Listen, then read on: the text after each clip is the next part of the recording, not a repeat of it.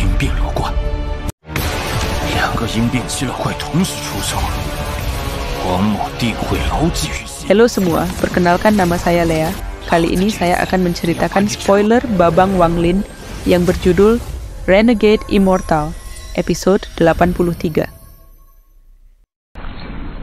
Sebuah formasi raksasa muncul, menyedotnya ke dalamnya sebelum dia sempat melarikan diri.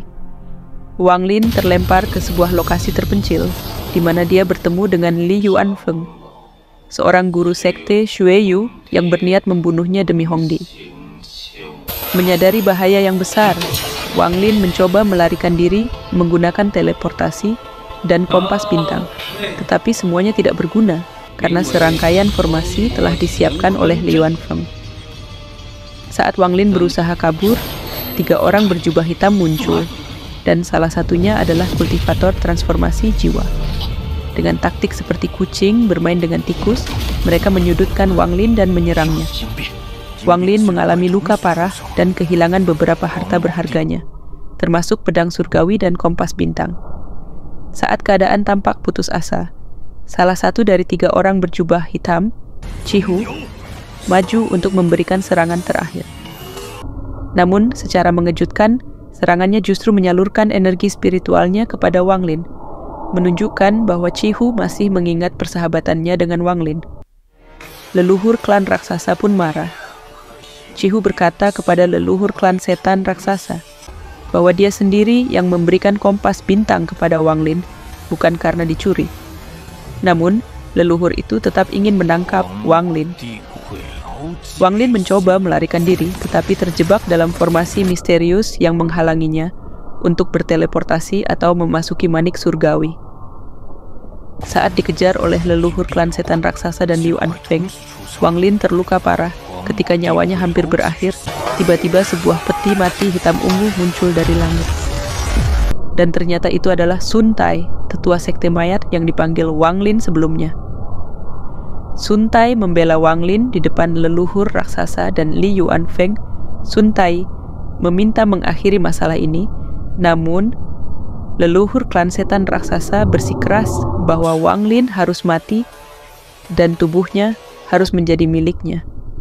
Karena dia yakin Wanglin memiliki manik surgawi yang berharga. Manik ini, jika diperoleh klannya dan diserahkan kepada aliansi kultivasi, bisa meningkatkan status mereka ke peringkat 6 dan memberi mereka planet sendiri. Karena tiada jalan lain, akhirnya Sun Tai melawan keduanya dan berhasil membawa Wanglin yang hampir mati ke dalam celah spasial. Leluhur klan setan raksasa yang tidak mau kehilangan Wanglin berubah menjadi raksasa dan terus mengejar Sun Tai sambil menyerang dengan kapaknya. Ketika leluhur klan raksasa mendekati posisi Sun Tai melemparkan Wanglin ke dalam hutan untuk bersembunyi. Pertarungan pun terjadi antara kedua kultivator transformasi jiwa tersebut. Sun Tai menggunakan berbagai teknik kuat, termasuk mengorbankan 3 mayat untuk ledakan besar, dan memanggil petir hitam yang diperolehnya dari berkultivasi di planet guntur surgawi. Leluhur klan setan raksasa melawan dengan kekuatan garis keturunannya, tetapi Sun Tai tetap lebih unggul. Sementara itu, Li Yuanfeng mencoba menyerang Wanglin yang sedang berkultivasi untuk menyembuhkan diri, tetapi Sun Tai menyadari tindakan Li Yuanfeng. Sun Tai pun menyerangnya dengan petir hitamnya. Li Yuanfeng terluka parah akibat serangan Sun Tai. Dia pun bergegas meninggalkan tempat tersebut.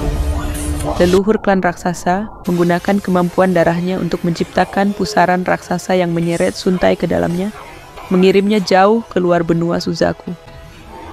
Sebelum menghilang, Sun Tai memerintahkan seorang anak iblis untuk membunuh leluhur klan setan raksasa. Dalam pertarungan melawan anak iblis, tubuh leluhur klan raksasa hancur.